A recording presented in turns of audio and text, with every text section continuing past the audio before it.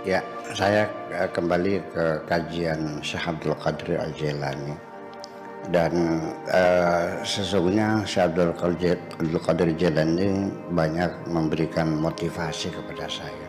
Sekalipun saya tidak pernah ketemu dengan orangnya, tetapi saya banyak membaca pikiran-pikirannya. Dan mengapa Al-Fathur Rabbani saya baca? Padahal Imam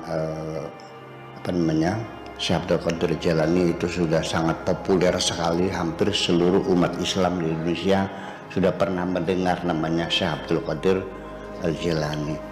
Bahkan ada aurad-aurad, ada azkar, ada istighosah yang biasa disebut dengan manakib Qadiriyah ya, atau Syekh Abdul Qadir Al-Jailani. Tetapi sayangnya yang diceritakan orang tentang Syekh Abdul Qadir Jailani itu tidak lebih tentang kesaktiannya.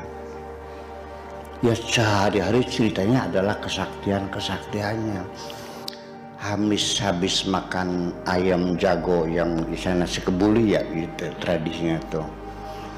Nah itu tulang itu dibanting lagi, akhirnya jadi jago lagi, kukuluruk gitu. Seperti itulah cerita kesaktiannya. Tetapi jarang sekali yang mendalami pemikiran Syekh Abdul Qadir Al-Jailani.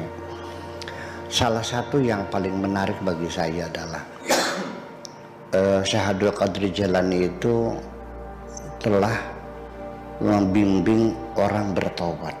Ya, di tangannya telah bertobat orang yang tadinya pencuri berhenti, yang tadinya pelacur berhenti melacurnya, yang dulunya penipu berhenti menipunya, orang-orang jahat itu bertobat di tangan Syekh Abdul Qadir Al-Jailani.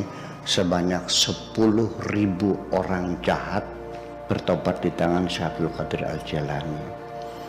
Ini sangat mendorong sekali saya ingin sama seperti Syekh Abdul Jailani. Sampai hari ini ya mungkin 1.000 mas sudah ada orang yang bertobat melalui saya ini. Di samping saya juga bertobat setiap hari ya. Yaitu di majelis zikir di Tegal Agung di pantai itu ya 1.000 mah adalah, karena sudah 500-600 sudah berarti ya 1.000 lah. Kalau kurang 1-2 kita genapin aja 1.000 lah kira-kira gitu. Sehingga saya pesan kepada santri-santri saya, tolong majelis zikir di Tegal Agung itu setiap malam Sabtu tolong dirawat dan dipelihara supaya berkesinambungan.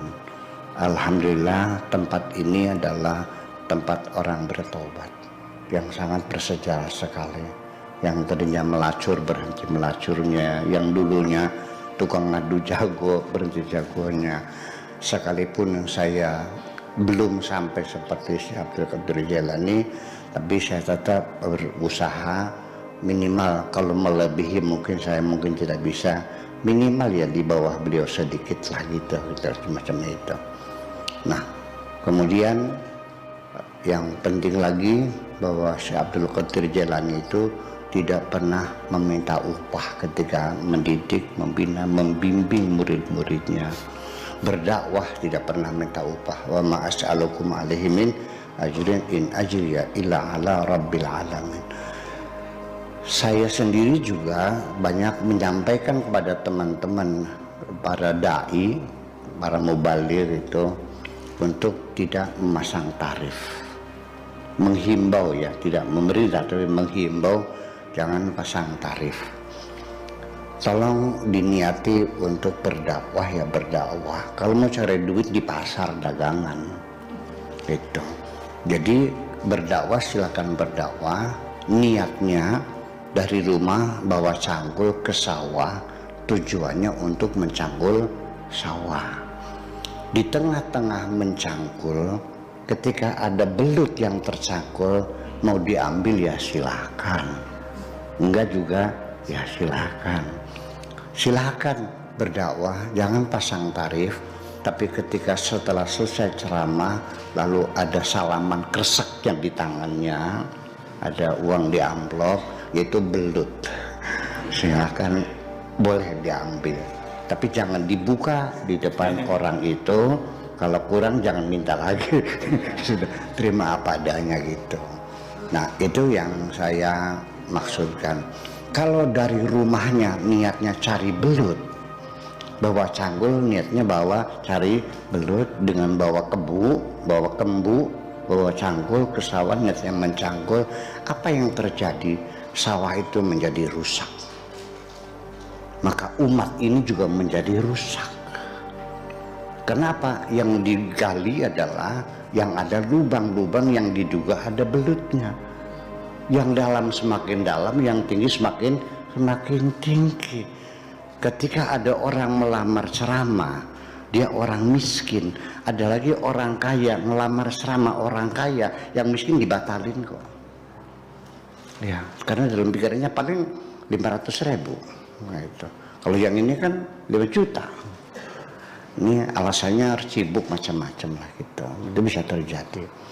Itu. Jadi kalau niatnya cari belut, maka garapan sawahnya semakin rusak.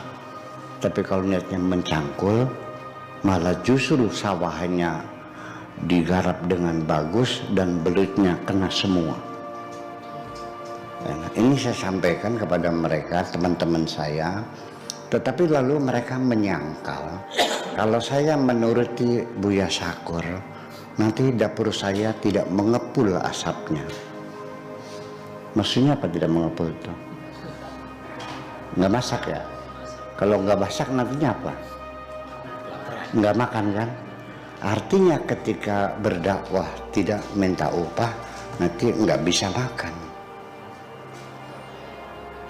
Saya bertanya, ketika Anda bekerja sama orang Taiwan, dibayar enggak? Kerja sama Belanda dibayar enggak? Sama pemerintah dibayar enggak? Sama Allah dibayar enggak? Tidak. Karena asapnya tidak mengepul nantinya. Artinya mereka meyakininya bahwa Tuhan tidak akan membayar kerja kita. Jadi yang namanya rijalullah ibadallah adalah pekerja-pekerjanya Allah, bukan BPJS ya. Yang mereka bekerja kepada Allah dan Allah yang akan membayar. Ya. Wa ma min dabatin fil ardi illa 'alallahi rizquha. Allah menjamin rezeki semua makhluknya itu. Jadi kalau demikian, dia tidak yakin bahwa bekerja sama Allah dibayar. Berarti dia tidak yakin Allah Maha Kaya. Kalau Anda belum yakin betul kepada Tuhanmu, tolong jangan ngajak-ngajak orang lain.